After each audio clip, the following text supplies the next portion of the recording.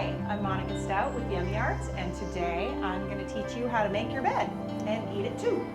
We're going to do a bed cake. So what we're going to start with right now is making the bed frame. And you want to do this a few days ahead of time because you want to give it time to harden because it's going to be self-supporting.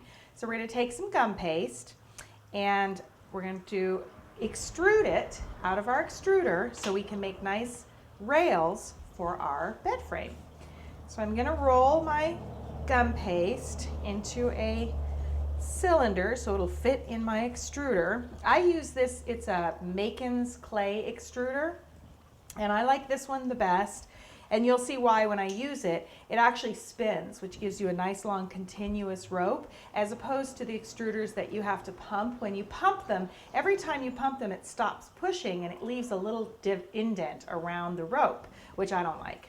So the first thing I'm going to do is take my pinky and put a little shortening inside this thing so it moves, everything moves smoothly, give it a little lubrication. So then we're going to put, I'm using a big round disc because I want kind of thick ropes that I'm going to use for my bed frame.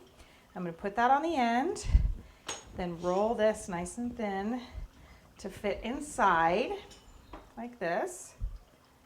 Can I get there? Okay. Oh, not quite thin enough. It's not going to go in smoothly, so let's do that a little bit more. There we go. Now put that in there, as much as I can in there. A little bit more. You want to pack it in there so you don't have to refill it as much. All right, that's good. All right, now I'm going to put my end piece on and screw that in like this. And the reason I'm using white gum paste is because I'm going to paint it. I want my bed to be kind of a bronze, like a bronze bed frame. So I'm starting with white, and that way I can paint it whatever color I want. All right, so I've got my extruder ready to go, so I'm just gonna start spinning and give myself a couple of nice long ropes to start with. And I like working on these mats because I have measurements already printed right here, so I don't have to get my ruler out. I can just do things right here on the mat. So I am going to make my cake 8 inches.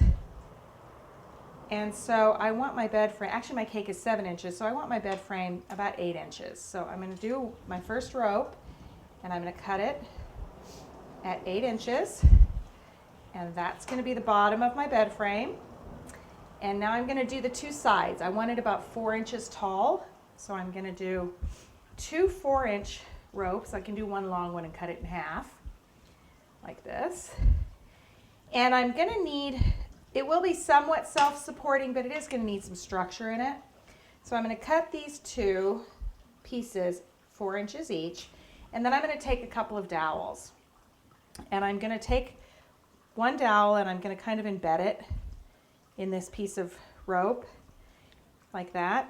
And then I'm going to bring the rope up around it and seal it off so that the dowel is embedded in here, because it is going to need some structure inside for it to stand up.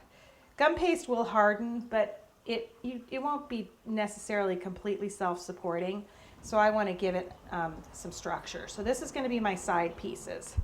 So there's one, and I'm just rolling it nicely, get it nice and smooth again.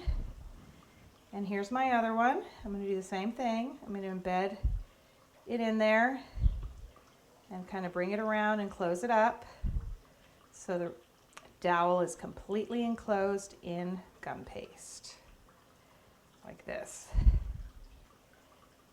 All right, and then I'm going to roll that so it's nice and straight and put those off to the side. Now here's my bottom piece, and I'm going to put out another one that's going to be a little bit longer because I want the top of my bedpost to have some curly cues.